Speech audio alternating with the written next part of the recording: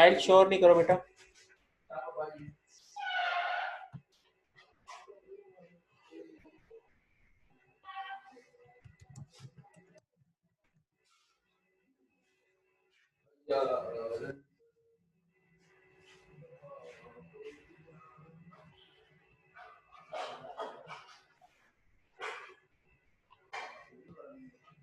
अच्छा भाई, अस्सलाम वालेकुम वरहमतुल्लाह।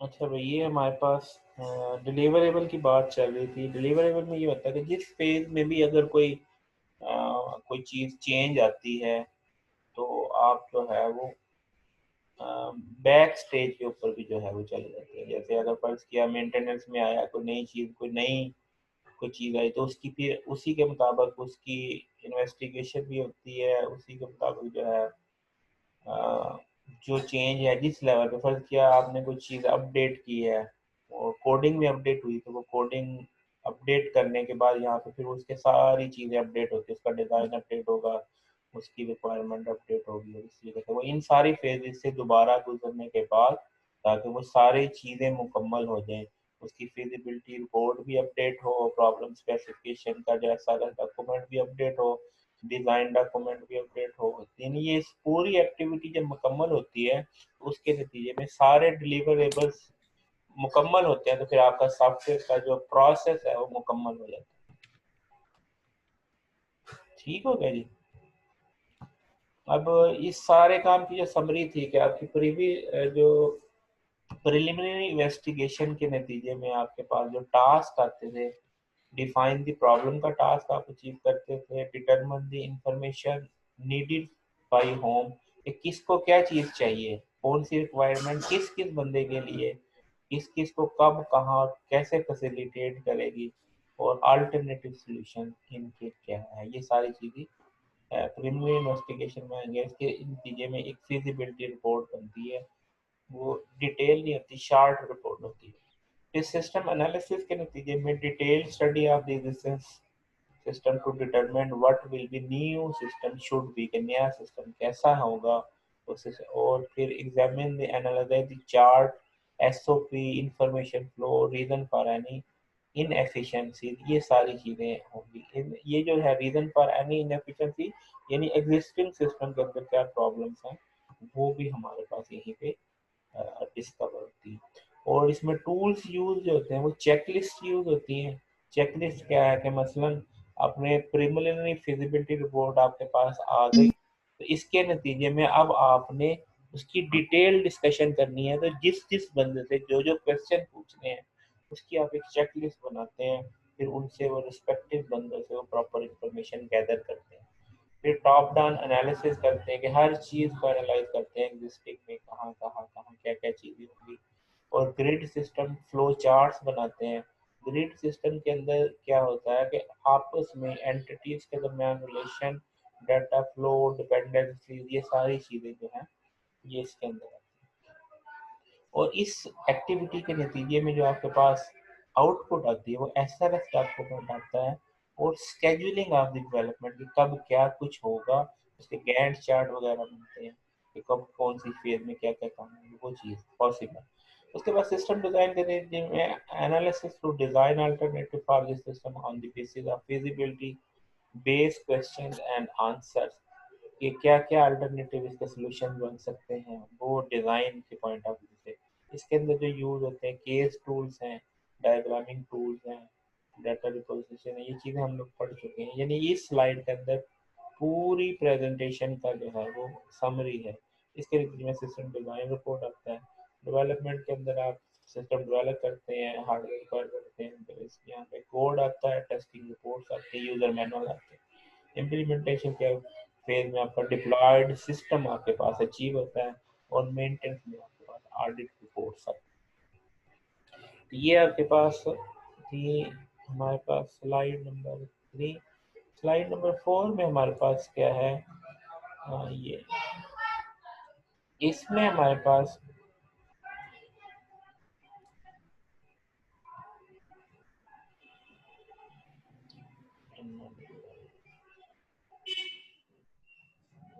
अच्छा,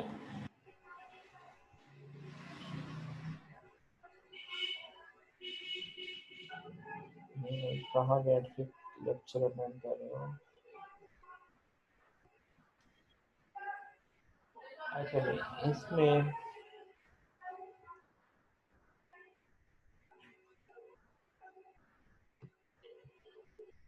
अच्छा भाई, इसमें हमारे पास जो है कि अब जो SDLC है, SDLC को इम्प्लीमेंट करने के लिए हमारे पास डिफरेंट मेथडोलॉजीज हैं कि वो मेथडोलॉजी जो है वो वेरी करती हैं कि कौन सी सिनेरियो के अंदर आप कौन सा मेथडोलॉजी को अडॉप्ट करें सॉफ्टवेयर को डेवलप करने के लिए। और इन मेथडोलॉजीज के अंदर मेनली तो वही SDLC की फेसेस ही होती हैं कमोबेश, यानी किसी में SDLC के दो एक फेजेस को मर्ज कर दिया गया है, किसी के अंदर और एलोबरेट कर दिया गया है, राउंड अबाउट जो है उन्हीं फेजेस को लेके चलते हैं कमोबेश। ठीक है जी। अब इसमें जो इसकी जो टाइप्स है मेथडोलॉजीज की, वो स्ट्रक्चरल डेवलपमेंट है, इंक्रीमेंटल है, आइटरेटिव है, एजाइल है और रीयूज ओरिएंटेड डेवलपमेंट। अच्छा, अब इनकी डिटेल भी पहले थोड़ी सी छोटी सी एग्जांपल। इन इनको क्या कहते हैं? To use any of the above mention development technique there are various model. इन टेक्निक्स को, इन मेथडोलॉजीज को अप्लाई करने के लिए हमारे पास डिफरेंट सॉफ्टवेयर प्रोसेस मॉडल हैं। सॉफ्टवेयर प्रोडक्ट मॉडल मसलन क्या है? मतलब स्ट्रक्चरल डेवलपमेंट के लिए वाटरफॉल मॉडल है, इंक्रीमेंटल एंड आइटरेटिव डेवलपमेंट में स्पाइरल मॉडल है और स्क्रम है। ठीक है। एजाइल डेवलपमेंट के लिए एक्सट्रीम प्रोग्रामिंग है। हालांकि ये स्क्रम भी जो है वो एजाइल के जुमरे में भी आता है, लेकिन वो यानी स्क्रम जो है वो एक से ज्यादा जो है वो टेक्निक को अडॉप्ट कर रहा होता है। अब वाटरफॉल मॉडल पहला जो था, वाटरफॉल जो स्ट्रक्चर्ड के अंदर फॉल करता है। स्ट्रक्चर्ड के अंदर हर चीज जो आपकी रिक्वायरमेंट डेफिनेशन है, इसके फेजेस क्या हैं? Requirement definition, system and software design है, इम्प्लीमेंटेशन एंड यूनिट टेस्टिंग है, इंटीग्रेशन एंड सिस्टम टेस्टिंग है और ऑपरेशन एंड मेंटेनेंस। अब ये जो फेज है, इसमें से किसी भी फेज में आप आ सकते हैं। वाटरफॉल, इसमें वाटरफॉल की तरह का जो है वो सिनेरियो बनता है, इसलिए इसको वाटरफॉल दिया नाम है। सबसे ऊपर जो है रिक्वायरमेंट है, फिर ये और जब बेस पे आप आते हैं तो सिस्टम जो है मेंटेनेंस की जगह। अब इसी तरह से ये एक और भी है सिस्टम रिक्वायरमेंट, वही फेजेस हैं architectural design, detail design, coding, testing और मेंटेनेंस। अब सिस्टम रिक्वायरमेंट और सॉफ्टवेयर रिक्वायरमेंट में क्या फ़र्क है? सिस्टम रिक्वायरमेंट के अंदर उसकी हार्डवेयर की रिक्वायरमेंट भी आती है, उसकी सॉफ्टवेयर की रिक्वायरमेंट भी आती है और उसकी जो मैन पावर है उसकी रिक्वायरमेंट भी साथ ही शामिल होती है, क्योंकि वो सिस्टम को रन करने के लिए जो आपको सारी चीज़ें चाहिए वो उसकी रिक्वायरमेंट में आती है। Hardware such as plug-in board, number of channels, acquisition speed, so on, and decision on external pieces of software such as databases, libraries, etc. और सॉफ्टवेयर रिक्वायरमेंट के अंदर include determine interaction need with other application and databases, performance requirement, user interface requirement. ये जो दूसरे databases के साथ जो interaction करने के लिए जो है उसको भी डिटरमिन करता है। ये सारी चीज़ें इसकी रिक्वायरमेंट में आती हैं। वाटरफॉल मॉडल की फेजेस क्या हैं? पहली फेज थी रिक्वायरमेंट डेफिनेशन, उसके अंदर define need information, function, behaviour, performance and interface. ये सारी चीज़ें किसमें आती हैं? रिक्वायरमेंट डेफिनेशन में।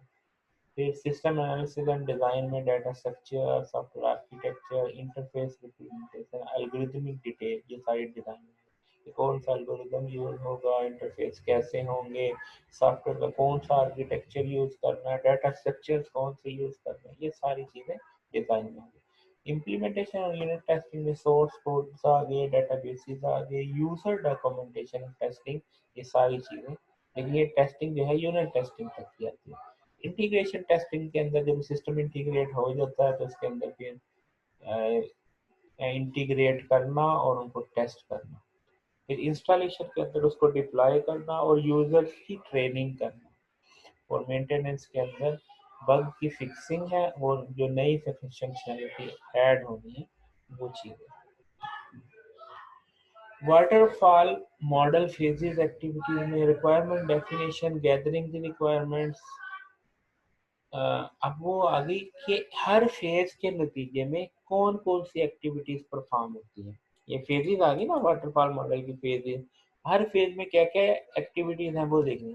पहली रिक्वायरमेंट डेफिनेशन थी, उस फेज में क्या होता है, गैदरिंग ऑफ रिक्वायरमेंट। गैदरिंग क्या, यूजर से इंटरेक्ट करके उससे पूछना भाई क्या बनवाना है आपने, इसको कहते हैं इंफॉर्मेशन गैदरिंग और requirement gathering.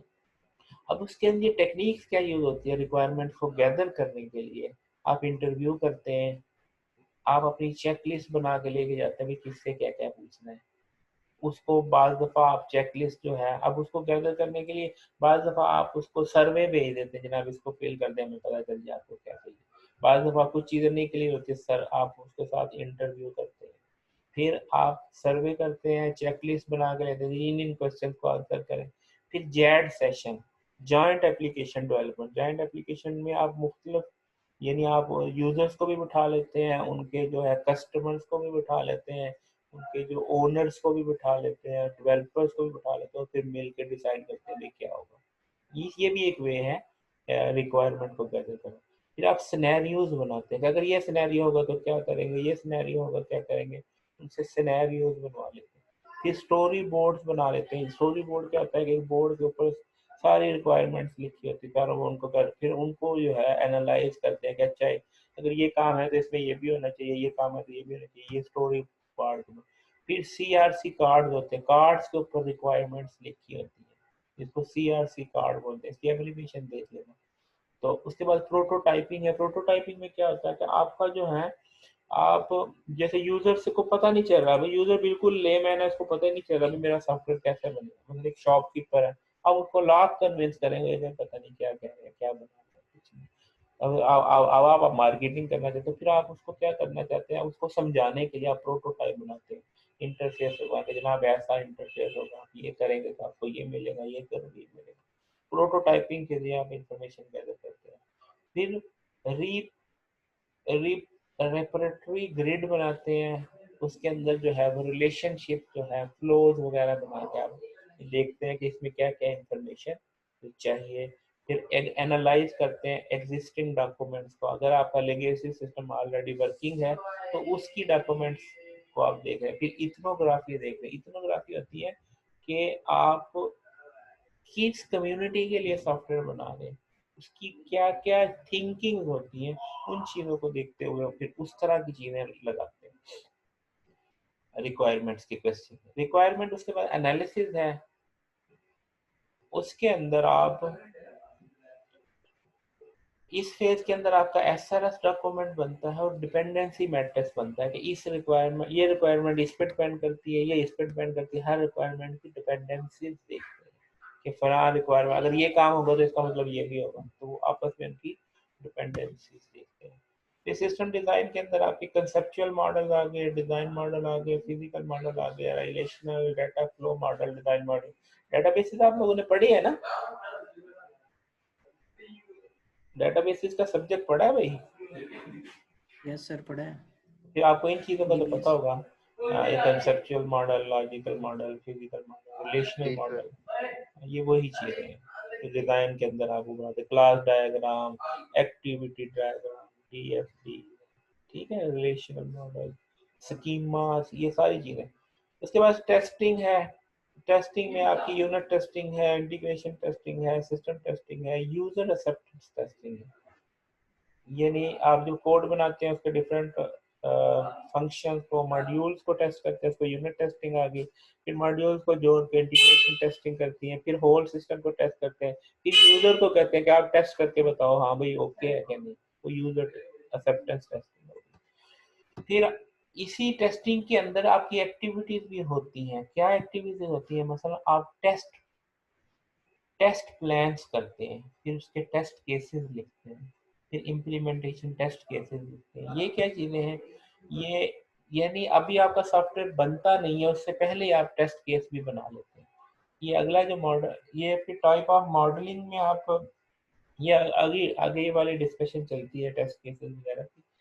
Type of modelling आपका कंसेप्चुअल मॉडल में आपके पास क्या है, आपका सिस्टम आर्किटेक्चर ब्लॉक डायग्राम के ये एंटिटी है, यहाँ से इंफॉर्मेशन यहाँ जा रही है, ये हो रहा है वो हो रहा है, मुख्तलिफ एंट्री, ये स्टोर है, यहाँ पे सेल है, ये प्रोडक्ट है, यहाँ पे टाइम है, ये सारी चीज़ें।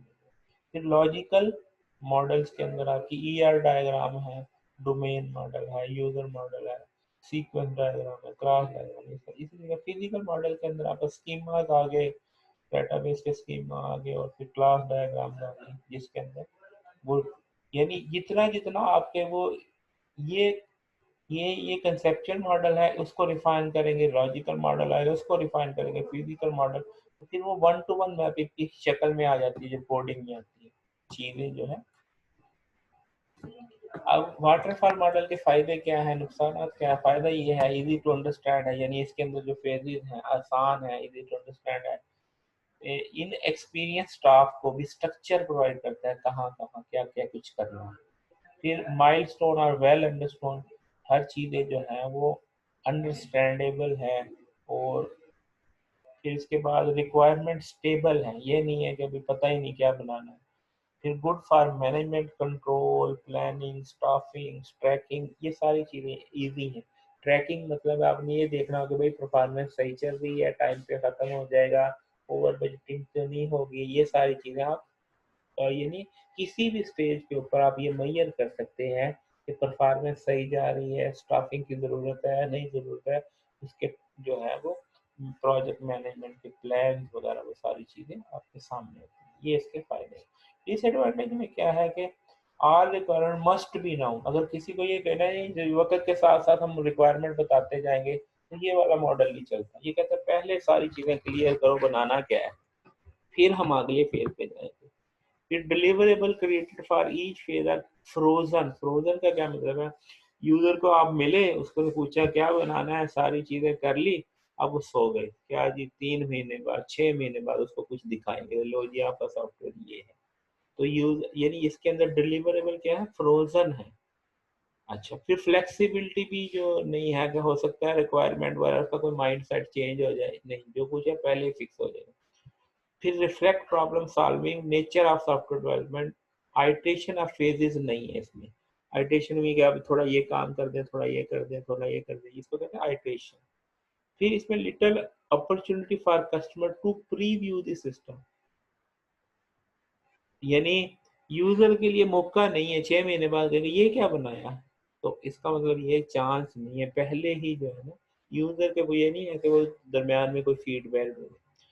If problem occur, you can only go back to last phase, but further back is not possible. अगर इसमें आपको पीछे जाना पड़े तो एक फेज पीछे जा सकते हैं, मतलब कोडिंग कर रहे हैं तो डिजाइन में चले जाएंगे, डिजाइन में रिक्वायरमेंट में चले जाएंगे, मेंटेनेंस में है तो आप डिप्लॉयमेंट में चलेंगे, फिर एक फेज पीछे जा सकते हैं।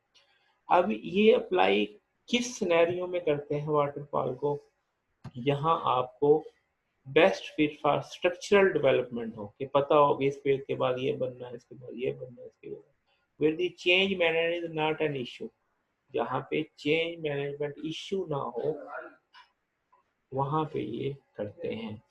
और mostly use for legacy system, और ज़्यादा सूटेबल वो है जहाँ पे लेगेसी सिस्टम की जगह नया सिस्टम बनाना है, वहाँ पे हर चीज़ पहले ही अंडरस्टूड होती है कि ऑलरेडी चल रहा होता है सिस्टम, थोड़ी सी माइनर चेंज होती है, तो वहाँ भी ये फिट है।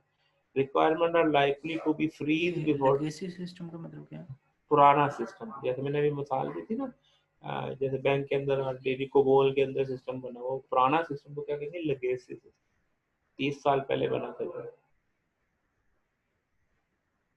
तो उसको क्या कहेंगे, लेगेसी सिस्टम।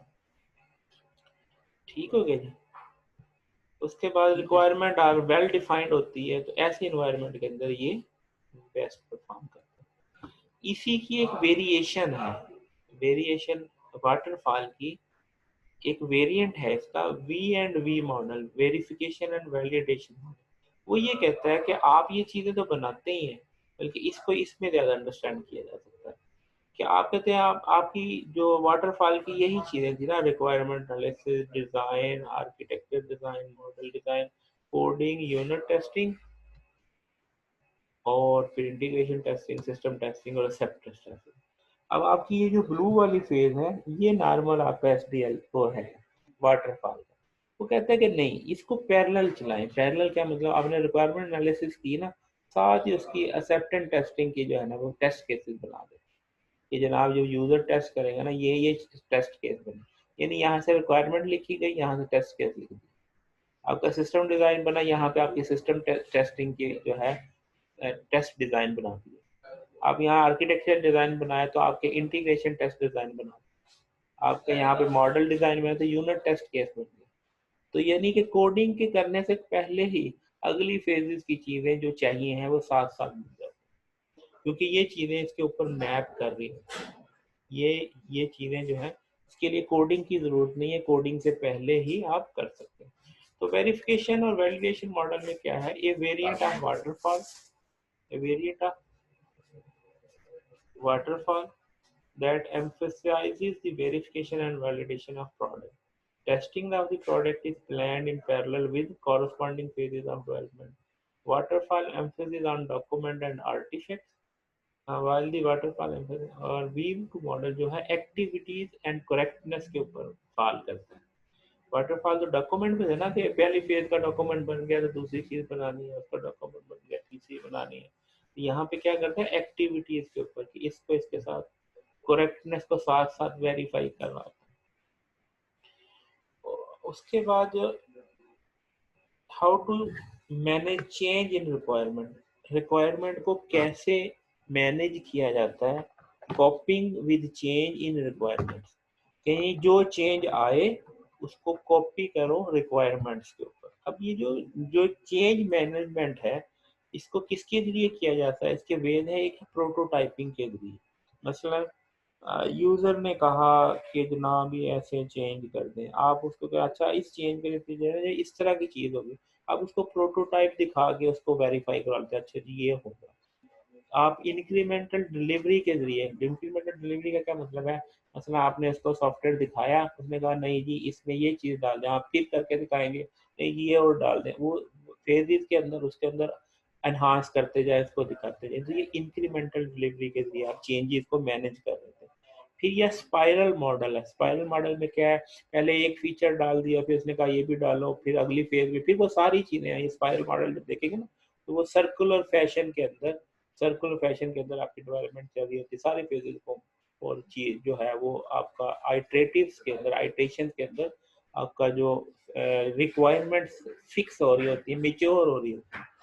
फिर आरयूपी में जो है वो क्या होता है कि हम हमारे पास जो है फास्ट वे होता है रीयूजेबिलिटी का, जिसके जरिए हम वो कर रहे होते हैं। ये इसकी वो डिटेल देख लें, कुछ वैसे मैंने बता ही दी हैं। ये प्रोटोटाइपिंग में आप क्या करते हैं, एक पार्शियल प्रोडक्ट बनाते हैं जिसके अंदर जीयूआई वगैरह बनाते हैं। इसके अंदर भी दो चीजें होती है प्रोटोटाइप में, एक है एवोल्यूशनरी, एक है थ्रो अवे। एवोल्यूशनरी का क्या मतलब, प्रोटोटाइप बनाया, यूजर को कुछ समझाया, उसको उसमें कुछ समझ आई कुछ नहीं आई, प्रोटोटाइप को और इन्हांस करके दिखाया, फिर कुछ चीजें कम हो गई फिर उसको और इन्हांस करके दिखाया, इसको कहते हैं एवोल्यूशनरी प्रोटोटाइप। तो प्रोटोटाइप को अंदर रिफाइन करके यूजर को ये कंफर्म कर लेना, अच्छा जी ये चीज बनेगी। एक है थ्रो अवे प्रोटोटाइप, यूजर को बताया, उसको समझ आ गई तो वो उसको फेंक दिया, ठीक है जी ओके हो गया, या समझ नहीं आई तो उसको फेंक दिया, नया प्रोटोटाइप बनाया और फिर उसको दिखाया। तो ये क्या है, थ्रो अवे टाइप का प्रोटोटाइप। फिर एक और चीज है कि इस प्रोटोटाइप को ही एसडीएलसी के अंदर के यूज करना, मसलन रिक्वायरमेंट गेट कर रहे हैं, रिक्वायरमेंट ले रहे हैं, उस वक्त प्रोटोटाइप दे के यूजर से कंफर्म करवा लिया, डिजाइन बना रहे हैं उस वक्त प्रोटोटाइप से कुछ चीजें क्लियर कर रहे हैं, कोडिंग कर रहे हैं, उसके मुख्तलिफ फेजेस के अंदर आप उसको प्रोटोटाइप दिखाएं। मसलन अब आप मतलब कोडिंग कर रहे हैं, डिजाइन बना रहे हैं, उसको साथ जरा अच्छा ये आपकी इस तरह के जो है ना फॉर्म्स बनेंगे, उसको जीयूआई वगैरह यूजर इंटरफेस वगैरह ओके करवा रहे साथ। ये ना हो कि ये क्या है इतना नकम्मा बनाया, ऐसा बुरा बना दिया। होता है ना कुछ लोगों को ये क्यूरियोसिटी होती है कि यार देखने में बड़ा खूबसूरत सॉफ्टवेयर होना चाहिए, इंटरफेस बड़ा अच्छा होना चाहिए, तो वो जो बाद में जो है सारा कुछ बनाने के बाद, सारे फॉर्म डिजाइन करने के बाद वो कहे जी कोई मजा नहीं आया, तो उसको साथ साथ दिखाना। ये ये मुख्तलिफ फेजेस के अंदर आप प्रोटोटाइप्स दिखा सकते हैं। फिर बाद दफ़ा कुछ कहते हैं कि यार ये मैंने सर्च का कहा था, ये तो इतनी देर में डाटा लेके आता है। तो परफॉर्मेंस मेजर भी वहीं पे करवाना है कि जनाब अब जब आप क्यूरी देंगे तो इतनी देर में आएगा। अभी किसी के बिजनेस की डिमांड है जनाब इतनी देर तो हमारा क्लाइंट वेट ही नहीं करेगा जितनी देर में आप वैल्यूएट कर रहे हैं। तो इसका मतलब उसकी तो रिक्वायरमेंट पूरी नहीं हुई। तो इसलिए साथ प्रोटोटाइप वगैरह दिखा के अगर वो कहता है नहीं तो फिर आपने को जो टेक्नोलॉजी चेंज करनी, मसला आपने सिस्टम की रिक्वायरमेंट बढ़ानी है या आपने एल्गोरिदम चेंज करना है, तो वो वहीं पे सेट हो जाए। बजाय ये कि सारा कुछ करने के बाद वो कहेगा नहीं अभी मज़ा नहीं आया। तो ऐसा काम है। तो प्रोटोटाइप्स को मुख्तलिफ फेजेस के अंदर आप अपने चीज़ों को वैलिडेट करवा देते हैं लोगों के साथ। ठीक है, प्रोटोटाइपिंग के स्टेप्स क्या हैं? ए preliminary project plan is develop. ठीक है,